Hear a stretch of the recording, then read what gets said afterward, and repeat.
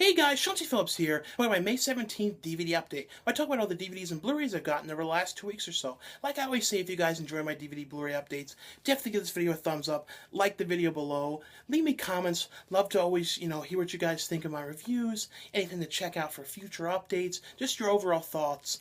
But anyway though, the first one I got from Shout Factory, Scream Factory line, this is one that I have been so excited, that it was coming out. It's a movie that I've always been a huge fan of this movie. This is probably the most anticipated one that they were putting out, as including Motel Hell, which is coming out later this summer, which is one that I can't wait to finally see that one on Blu-ray.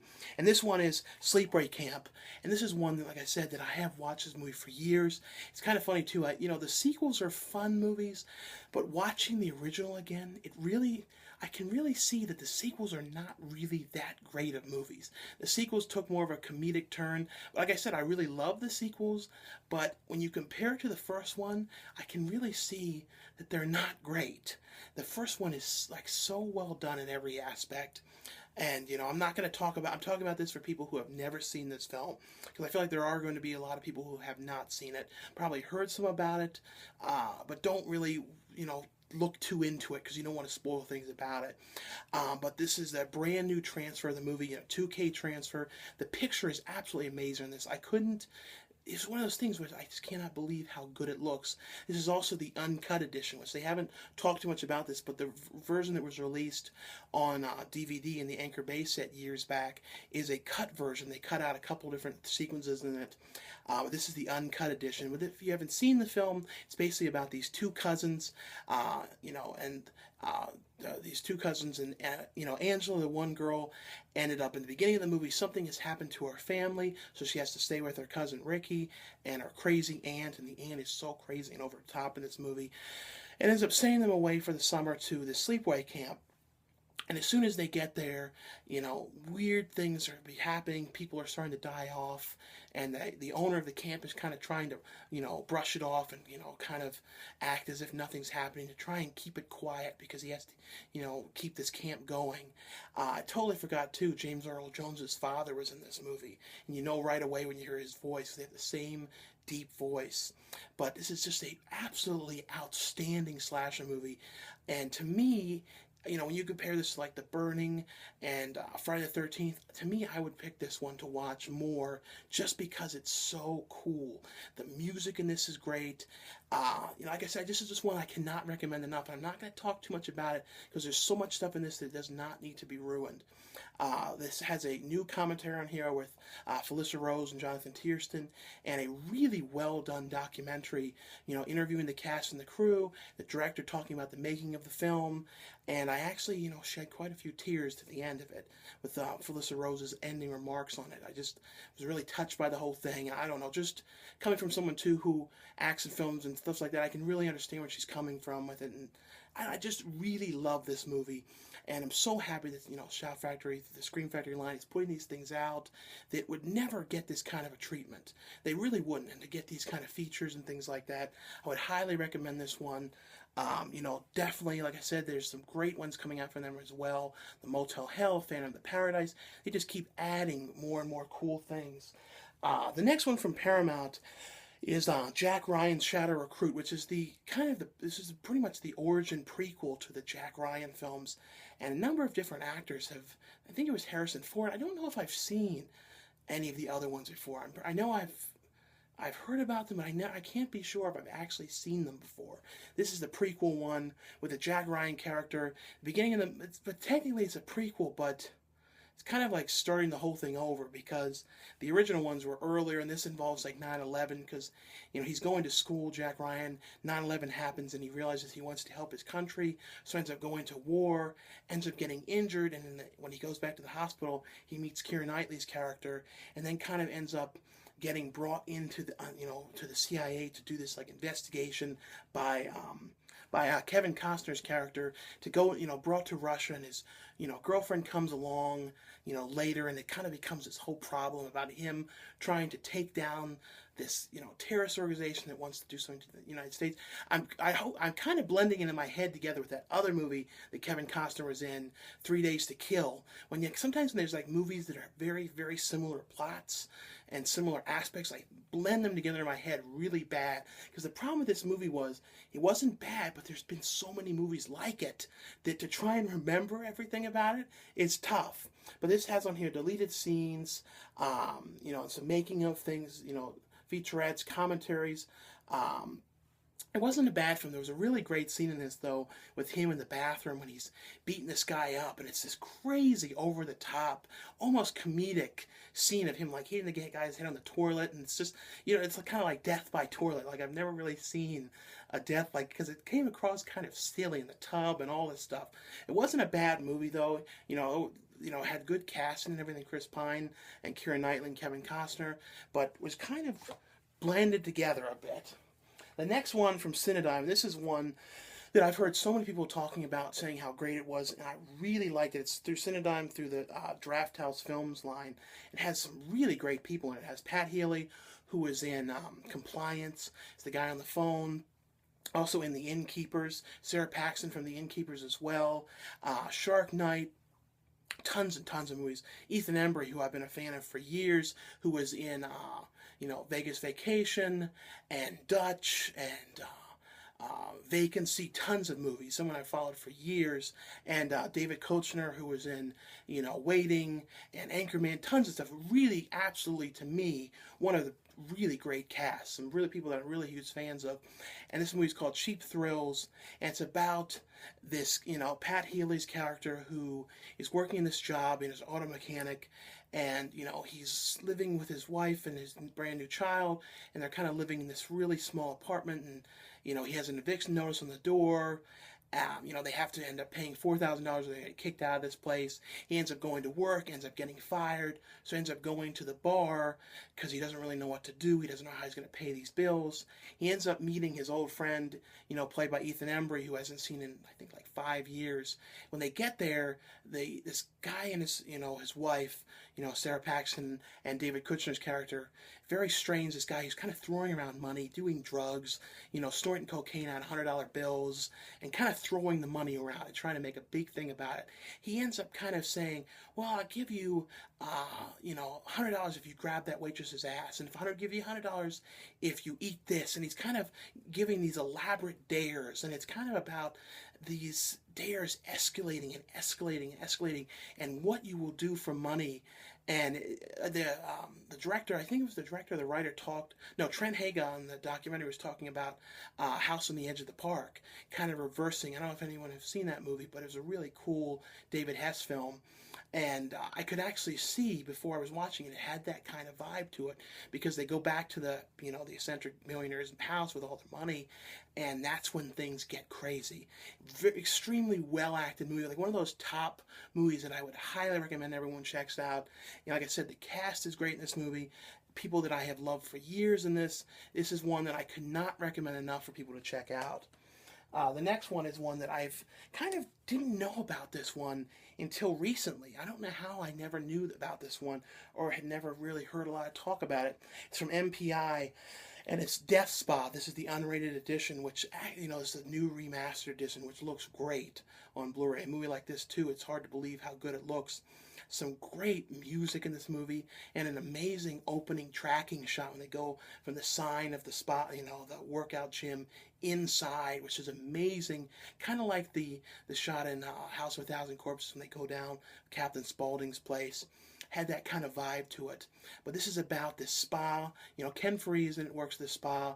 This kind of workout. It's like a futuristic workout place where they kind of control all the weights by computers, and it's like nothing is manual. It's all computerized, and something is going wrong in this place, and people are getting injured and killed by this. Like, the showers are turning up at the hottest temperature, the diving board is all messed up, and people are like, everything is going wrong in this movie, so in this gym, and the police are investigating a death that had happened, an accident that had happened there, and trying to figure out what has happened.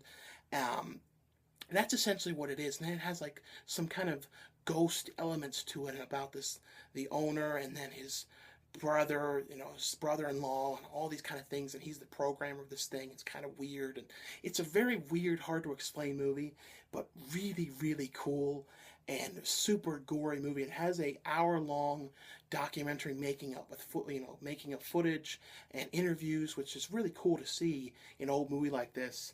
Gets like attention like this because this is a weird kind of like gore zone kind of movie. You would never see that kind of treatment, but this is a really cool weird one. The next one is from Warner Brothers, and I had never seen this movie before. This is, a classic that everyone's talked about.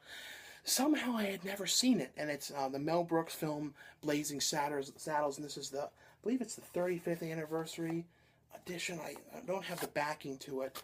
Pretty sure it is. It has new, lobby cards from the film and things like that in there. It's essentially like a spoof of the Old West films about this town that they want to bulldoze and kind of get rid of this whole town to build the railroad through the town. And they end up hiring a African-American sheriff to try and shake things up in this town to kind of make the town go in a heyday because it's in the 1800s and, try and cause a scene about it, and then it's, that's essentially what it is. It's kind of one of those movies, though, where now it's really, really politically incorrect and kind of like some people might be thrown by how politically incorrect it is. I mean, at the time when it was made, I know people, like, to me, I don't really worry about the politically incorrect and all that kind of stuff, like, especially when it comes to comedy, and that's what a lot of comedians will say, but a lot of people will be thrown by, like, if they've never seen this, just how weird, how off color it gets with a lot of the jokes and things like that. But essentially that's what it is. It's just kind of like this, trying to build this railroad through this town. And Mel Brooks is pretty funny in it, though, like his character. I liked it, though. It has a new documentary on here, too, talking about the making of the film and talking about the politically incorrect and stuff at the times and things like that. And the next one from Universal is Endless Love, which was actually, I think, a film in the 80s, which I had never seen before. Need to watch that at some point because it's more of a R-rated kind of version as far as I've heard of this story. But it's about this girl who ends up, kind of a sheltered girl and doesn't really get out and do too much besides. She's kind of comes from a rich family, kind of always around rich people and kind of doing what the parents want. She's getting ready to go away to school.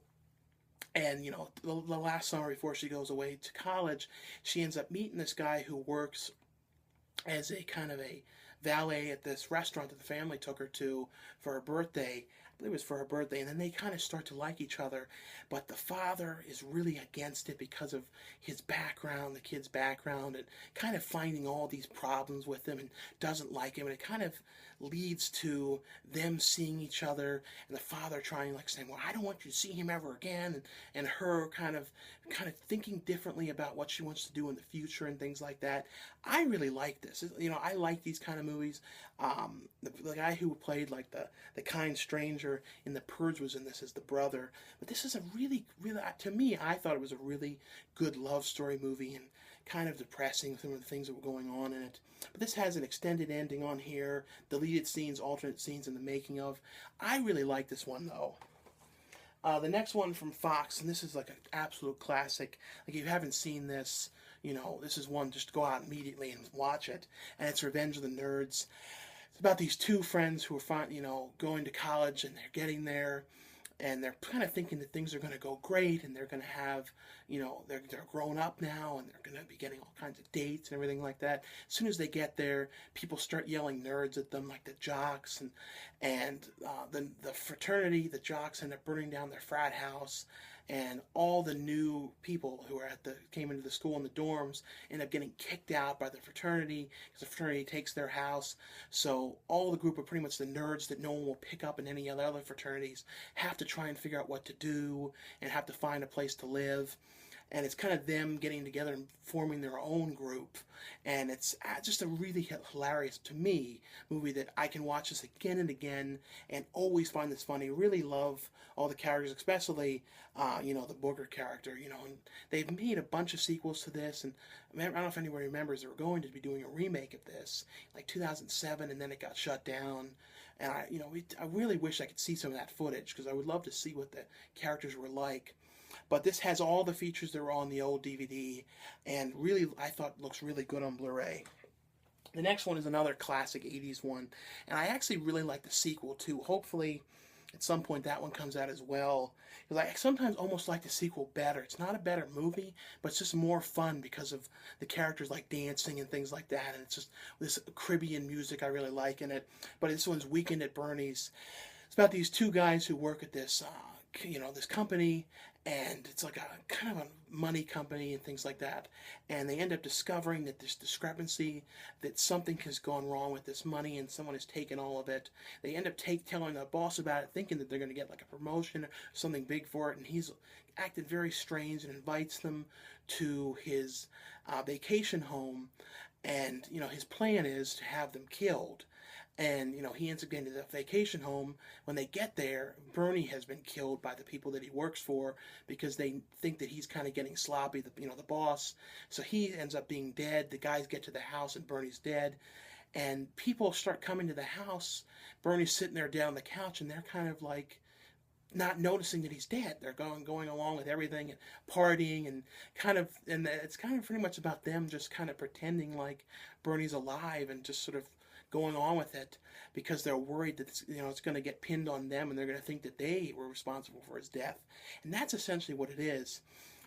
To me, it's just a really funny movie because it ends up kind of the guy who's sent to kill Bernie is like getting all freaked out by it because they kind of see him back alive again. It's just a really fun, silly, ridiculous movie. And like I said, too, the sequels were I definitely would check it out too.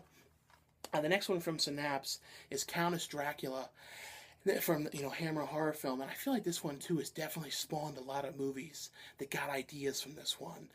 It's about this woman who's this countess whose husband has died, and she lives in this castle with all these people that work for, like, kind of live there. And the one guy, like, is great. This guy with this like really long beard, sort of like the wizardy guy, and he kind of lives in the book in the library. And I kept on thinking too, like, the guy, they didn't even give this guy a bed. He just had to sleep in this chair, this like real straightforward. I don't know, I kept thinking about that, the wizardy guy sleeping in this chair in this library. But the countess is kind of very old and kind of discovers that she can become young again by putting blood of women blood, killing women and taking their blood and putting, like, bathing in it, and it makes her young. And it's about the this guy who's there, who's kind of raises the horses, and she's kind of the countess is trying to kind of pretend like she's her daughter because the daughter's been away at school for like 10 years. She's coming back. She has the daughter kidnapped and hidden away by this really weird guy. So she kind of poses when she's young as the daughter and starts to like this guy. And it's basically about her having to get continuous victims and things like that. But a really cool gothic horror film. Like I said, too, the idea of bathing in the blood to get young and stuff. They've definitely done that in a lot of other movies. But this is one of the really early ones. I would highly recommend checking this one out, though. The next one from Sony, and this is one that I felt like going into it, I didn't know I was going to like this at all, and I kind of heard like some mixed things, but I liked this. I got through this one and really liked it. And it's the director of this is Paul W.S. Anderson, who did Resident Evil and Event Horizon. I've liked his films for the most part. Some of the Resident Evil ones are better than others, the sequels, but this one is Pompeii. It's kind of like a Gladiator movie, but like kind of almost like the same kind of story, sort of. But it's done in 3D, and 3D in this is really, really pretty good 3D. Same with the effects in this. But it's this guy who, when he's younger, ends up getting taken away from his family. His whole family's killed. By Kiefer Sutherland's character, and he ends up getting taken into slavery, and he's kind of forced to fight. Kind of like I said, the Gladiator days when they make people fight to the death, and he does well at that.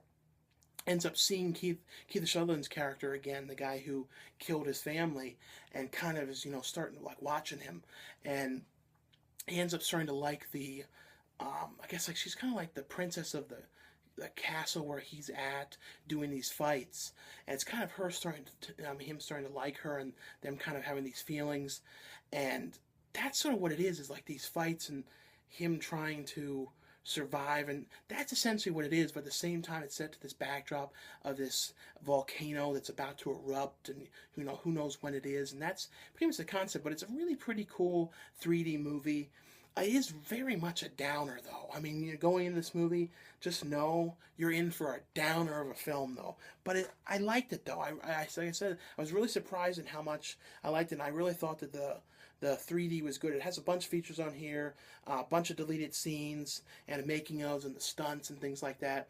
But I would recommend this one. I really would. The next one from Sony as well is I think it's called Stalingrad, is how you say it. This is kind of set during it's like the World War II battle, but it's like kind of in Russia with the German troops, and there's this crazy like thing with these people set on fire in this, and the 3D in this is some of the best 3D I've ever seen. Like, really well done 3D. The movie itself is okay. It's kind of during this battle, like the effects are some of the best effects. The 3D is some of the best. That's more what this movie is. It's more about the 3D. It's also, it's one of those movies that you can watch it in Russian and this dubbed version, but some things are dubbed and some things aren't. It's kind of weird. I think it's better just. That was the only thing that was kind of throwing me off a little bit about this movie. But it's about the Russians that are, that have been attacked in this fire, and like the survivors end up going to hide out in this building, and the one meets this woman, and the Germans are trying to get in and kill them. It's kind of essentially what it is. It's kind of hiding out in this place with the love story kind of in the background of it. Like I said, though, it's way more about the 3D and things like that to me. But it's worth watching, though. But I'm not a huge war fan movie, though. And the next one from Lionsgate is In Secret. And this is one I saw in theaters as well, and really, really liked this. I like these kind of romantic movies set in like the 1890s and things like that a lot.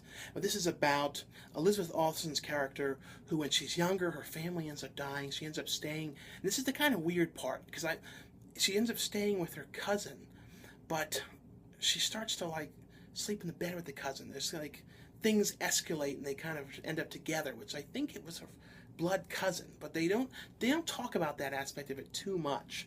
But she stays with her cousin, played by Tom Felton, and Jessica Lange, who's her aunt. I believe that's the relationship. But she's there, and she's Tom Felton's character, her cousin, is really sick. He's coughing all the time. He's a total mess. And she's kind of stays in the room with him and kind of takes care of him. And you cut to years later, and they're living together.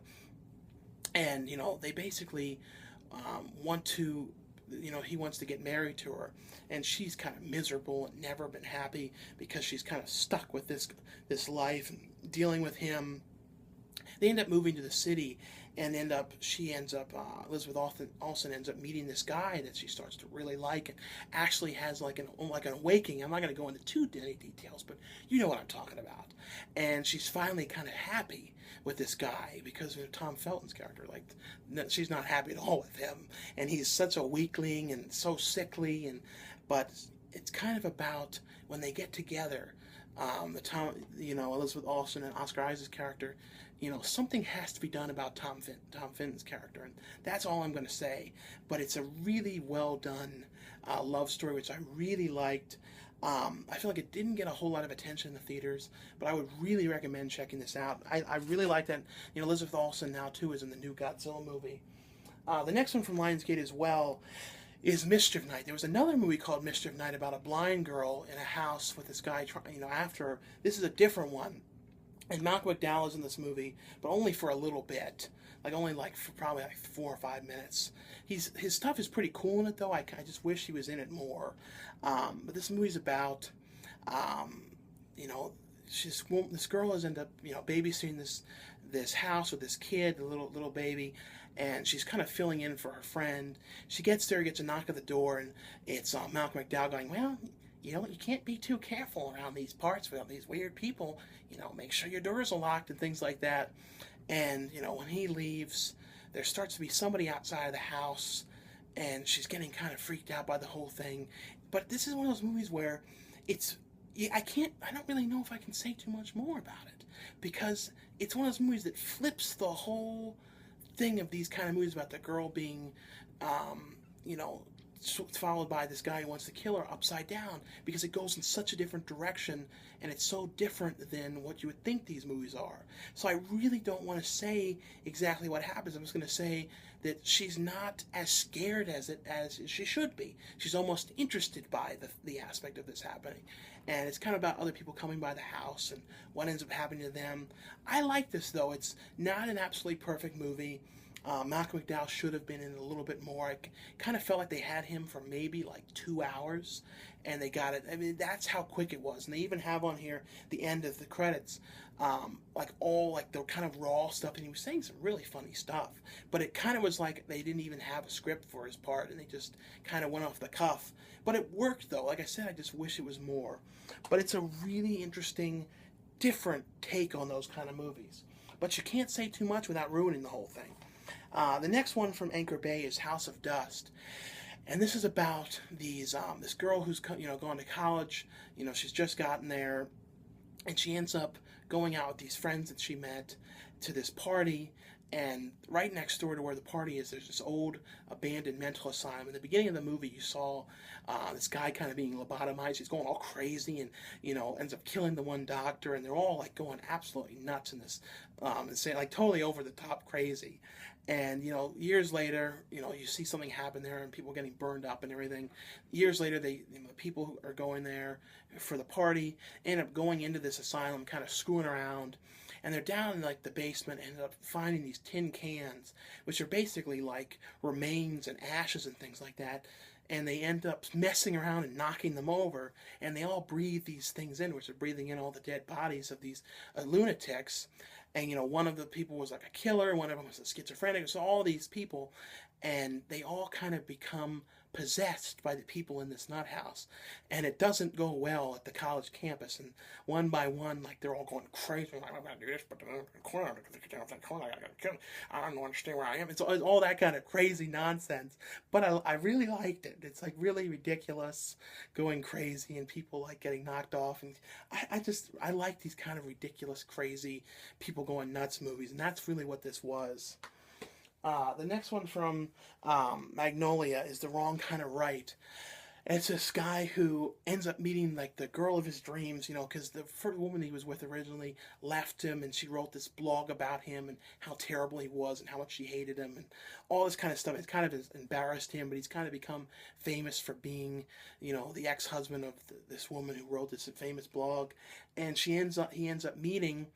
right across the street, he sees this family. This is, a year or so later, he sees this woman getting married and kind of becomes obsessed with the woman who's just got married, and is kind of like following her around and trying to basically start a relationship with this woman who's just gotten married and really does not seem that interested. And it's pretty much about him becoming like just obsessed with the idea of this is the person for him, and the woman made the wrong decision when he really doesn't even know her.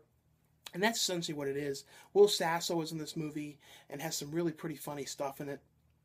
I thought overall, Catherine O'Hara's in this as well. Not an absolutely amazing movie, but an interesting, different take on, the finding love kind of movies. The next one from IFC, from the MPI's IFC line, is 24 Exposures, and this is from the director who Joe Swanberg, I believe that's how you say his name, who was in the VHS film and a bunch of different stuff. He does a lot of films with Adam Wingard, who was the star of this movie, and who directed You're Next and VHS, the first two VHS films. One of my favorite movies of his was Homesick, which is a really great slasher film. And 24 Exposures is an ultra, micro-budget film with really pretty cool vibe to it. And it's kind of Adam Wingard's character, who is this photographer who kind of takes erotic photography and kind of is pretty much just for himself. But he seems to have money to put these things together because he's getting these huge crews and kind of these elaborate, he kind of stages like deaths, kind of like the kind of deaths you saw, almost like the kind of setups in Henry Portrait of a Serial Killer and River's Edge, that kind of that kind of death, ultra realistic things. And he's kind of does these things, and it's him with his girlfriend, and he kind of tries to bring the women home and the girlfriends into the idea, and kind of that's what it is. But then, when this is all going on, and this is one of the girls ends up that they're playing to work with ends up dead, and Simon Barrett's character, who plays the cop, is kind of investigating how she died and trying to figure out, talking to Adam Wingard's character and trying to put the pieces together. So it's kind of like a thriller, cop drama, erotic kind of movie with all these aspects to it. Done, like I said, super, super, super low budget, but I had a really cool vibe to it, really cool music, and Simon Barrett, who was in Urinex as well, and Contracted, as the host of it all. I like this movie. I thought this was a really pretty well done, and I like these smaller movies like this. And the director also did, I can't remember the beer movie. It was a pretty good one as well. The next one from IFC as well, and I had to blur this so nobody said anything about the man boobs, but it was moobs, on the cover. But it's Wrong Cops, which is this really weird, quirky, peculiar cop movie, kind of with a vibe of a Tim and Eric, mixed with Reno 911 kind of thing, and really cool music the director made as well in this. This is a super quirky, peculiar, weird movie. And, the one from Tim and Eric is in this as well. Eric Warheimen as well. It's about this cop, and he's kind of like selling drugs, and he's hiding the drugs inside of dead rats. And it's really weird, and Marilyn Manson is in it playing a teenager, and he's actually pretty cool in this. Ray Wise is in the film. It's kind of, that's what it is. It's kind of like the days in the life of this corrupt cop, and Eric Wormheimer's cop character, and the director of this also made the movie Rubber, about the killer tire. But really peculiar and hard to explain, this movie. But look up the trailer to this. It's a really fun, weird movie. The next one from MPI as well is Dan Curtis's Dracula. He did a lot of the Dark Shadows TV series. This is his take on Dracula, starring Jack Palance. And Jack Palance is really pretty cool as Dracula. This is one of those ones that I did not remember hearing too much about. It's kind of like the lesser talked about, as far as I can remember, Dracula film. Because, there's the Nosferatu ones, the one that Klaus Kinski did. But this is essentially the same story, though, if you've seen the other ones. But it's kind of just him playing Jack Palance as Dracula, about the, Count Dracula who wants to buy the property. And, Count Dracula ends up getting the character who came to, show him the property, locking him in his castle, and then going, after his wife. That's essentially the story to it, though. But it's a pretty cool one, though. Like I said, though, it's been seen so many times that it's just kind of like, it's like all this like different takes of the same thing to me. The next one from Midnight Releasing is Axeman, which is one that I've been really looking forward to watching for a long time. It has Tiffany Shepis in the movie, and it's basically a slasher film. At the beginning of the movie, you see these people trying to steal money, and because this is one of those slasher movies, though, where you see the killer the whole time, this burly, big, tall guy. Kind of reminds me of, Tyler Mane a little bit. So you see the guy, so I'm not ruining anything that you see the guy killing them, but the group of the people in the beginning who are stealing all this money end up getting killed, and a group of friends are going out to this cabin for the weekend, and vacation, and they're out there, and they're basically about them getting killed off one by one by this guy, and them kind of hiding out. But there's some really good character development in this movie. And that was what was different about this than some other slasher movies that are like similar, is this really kind of got you to know the characters and focused a lot more on the characters and their stories and kind of the problems between them and things like that. And that I liked, was it put more aspect into that. Ariel Bradfield, who was in The Haunting of Whaley House, plays a cop in this movie, and that was some of my favorite stuff. She was really, really funny as the cop. Eliza Downing's in this movie as well. Brinke Stevens has this absolutely great scene in this movie.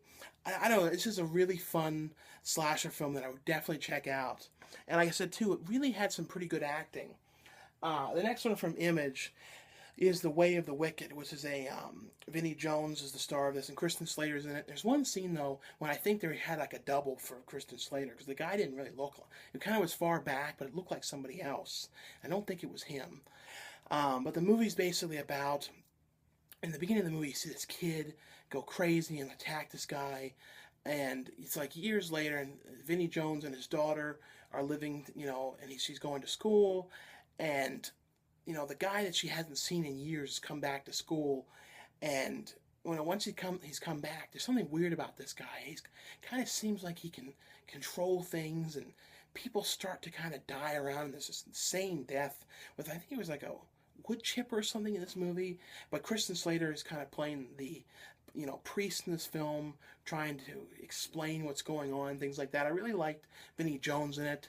But that's essentially what it is. It's like the kids at the school, and then the kids seem to like kind of old though a little bit, some of them. But I really like Vinnie Jones, and Kristen Slater was, didn't have a whole ton of screen time, but thought he was good in this. But that's essentially what it was, though. The next one from Arc Entertainment is Saving Grace B. Jones, which is a really sad film about Tatum O'Neal's character, who, when she was 17, ended up, crossing the street and kind of to pick these flowers on her wedding day, and kind of people thought she was crazy because she got hit by a car, locked away in an asylum for like 23 years.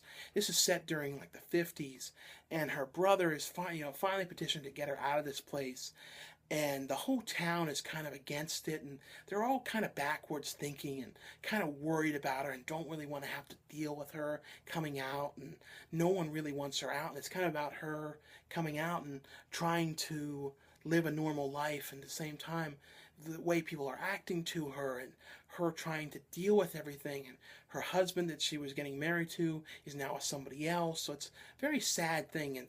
I thought it was pretty good though. Tatum O'Neal, I have only seen her in a few things like Little Darlings and The Bad News and the Bears. This was kind of her like comeback film, and I don't think she had done a whole lot of movies like that were really deep like this, and I thought she did a really good job in it. Connie Stevens directed this film, and her narration was pretty cool. It kind of reminded me of like the narration in the Flowers in the Attic one. The next one from Cinedigm is Grodd Sale Mystery, which I was actually interested in watching this. Laurie, I think it's Lolan's how you say it, who was like, Uncle Jesse's wife in Full House, is in this movie. It's basically a woman who has this, kind of consignment antique shop who goes around to garage sales all the time, and that's pretty much what it is.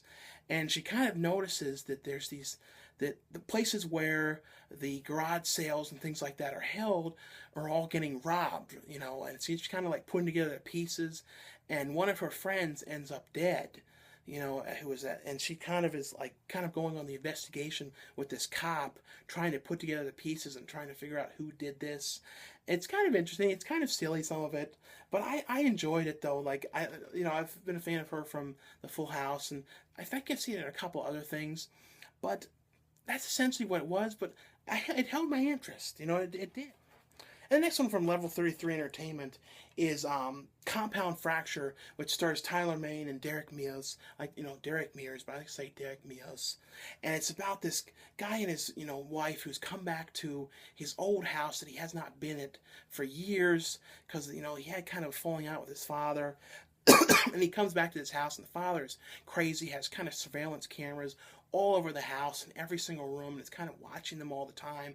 But when they get back there, you start kind of hearing noises and weird things are going on. It's essentially about like peculiar things happening. You see Derek Mears' character like in these flashbacks and kind of like appearing in the house and things like that. But that's essentially what it was like kind of weird things happening. And I thought Tyler Mane did a really good job though as like the son coming back. And I really did like this one, but like I said though, it's not a whole lot you can say about it. The next one from Level 33 Entertainment as well is Legend of the Psychedelic Forest Ranger, which is a real 80s style slasher film about this crazy forest ranger that's killing everybody out there, and a group of friends that are going on a camping trip, and they're going out there and essentially getting killed off one by one by this forest ranger. And it's pretty cool. Like I said, it's got that real 80s style vibe to it. I thought it was a pretty fun movie. And the last one, I have to cover the cover up so no one says anything. But this is from Vinegar Syndrome, and it's Jungle Blue, which is kind of this weird, kind of adult spoof of like the Tarzan kind of movies about these group of these people going to I think it's like Brazil, and they actually had some really good production values. Like I said, cover over, but production values for this movie. I love these old, weird, peculiar movies, and Vinegar Syndrome always finds these movies that kind of have become forgotten about and does an amazing job cleaning these things up. And it's kind of amazing how they can find these kind of negatives that they can, and the quality and the that they can. But it's pretty much like a spoof of those kind of Tarzan things about people going out there and meeting this kind of Tarzan guy who's living out in the jungle, but he kind of talks and things like that. I don't think they really worried about things like that. It was just supposed to be ridiculous. But, they made a lot of ones that are kind of like these kind of things, like Erotic Nights of the Living Dead. But, it's a fun movie. Like I said, it's just fun, ridiculous movies. You can't see the cover, though, but, if you're 18, go to Vinegar Syndrome site and you can see it. But anyway, though, guys, thanks again for watching, for subscribing, and I'll see you guys later.